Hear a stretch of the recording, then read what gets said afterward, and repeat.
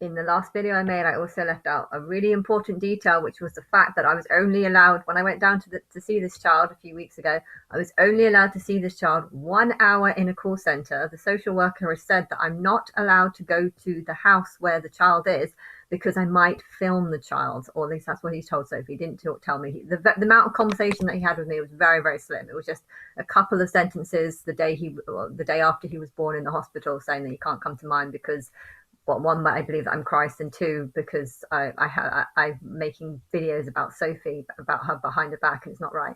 And then it was when I told Donnie but he didn't talk to me again for ages after that.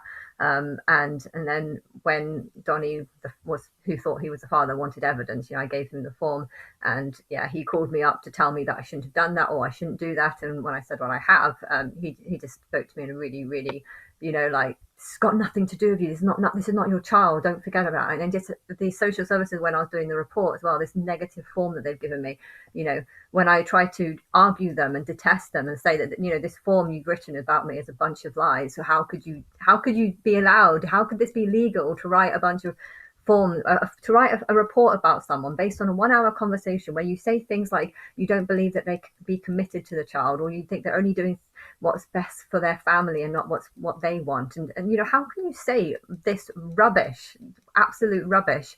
I don't know, but I'm furious at them for doing that report. I will always be furious at that report. I'm furious at them for thinking that for when I went to have like a week later, I said that this is ridiculous, and I went to go and argue it.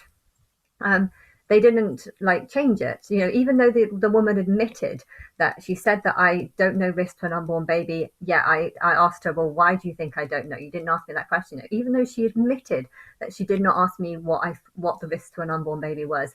Even though she admitted that she didn't ask me that question, hence was probably wrong about saying that. The person in this conversation didn't actually change it.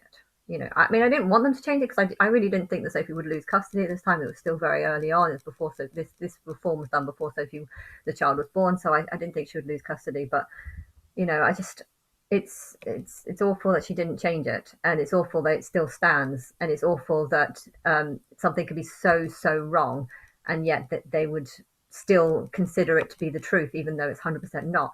And then when I found out that there's going to be a court in July the 15th or something, and they said that my sister said that I've got until like April, the end of April, to write a report, to test it and say that I don't agree with it, to have to fill a form or whatever to say that I don't agree with this. Even though it was so close to the deadline, not one social worker came to me and said, oh, look, we've done this form. I know that you don't agree with this form, but if you want to test it, this is what you have to do. None of them did that. I had to ask them, what's this form? Ian wasn't talking to me, so I had to go to his boss instead. And his boss did give me, oh yeah, you have to go to court and say you want to test it. Okay. Then I wrote, she gave me an email. I wrote a letter. I was like, is this what I have to do? Because I don't actually know what I have to do. And then it was like, it took quite a lot of conversation to get the fact that I actually had to fill out a specific form, which was like a C2 or something like that. I don't, they weren't making it easy. Basically, they were making it very, very hard. And it's just like, so it's just everything they're doing just makes me feel like they just don't give a shit about the child. If it ends up in foster care, if it ends up with a family member, I don't care. That's kind of how I felt. That's how I feel. That's there's someone who's, even though I had a 1 hour conversation with them, even though I wrote a 12-page essay about how ridiculous this form was, even though I was very, very angry about them writing this form, they still didn't tell me that I have to sign in a C2 to disprove it. They didn't say anything like that. And I guess that's because of Ian not liking me and not wanting me to have the child. But yeah, with the child being so far away, with them just having very little communication, there was these weekly meetings or monthly meetings that they were having for like 4 months before the child was born.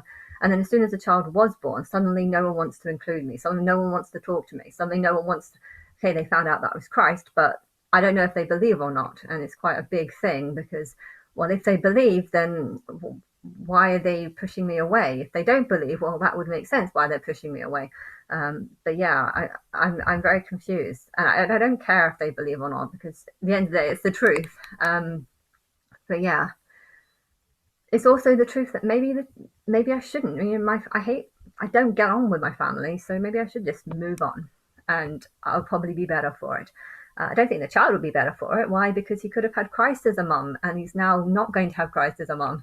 And I think he will definitely grow up hating social services for this mess, and not that they've created. It's I thought my sister would do better than she did, and I wouldn't want my sister to be my mum because I would want my head to be attached to my body at 4 months, and she wasn't holding the neck. She wasn't holding the neck. There's a lot of things that she wasn't doing wrong, wasn't using alarm clocks, wasn't concerned enough that the baby might just be crying for hours with her not waking up. She just thought she would wake up, and she didn't have the level of concern that her mother should have. But hey, when the child is 3 months, maybe she'll do a better job.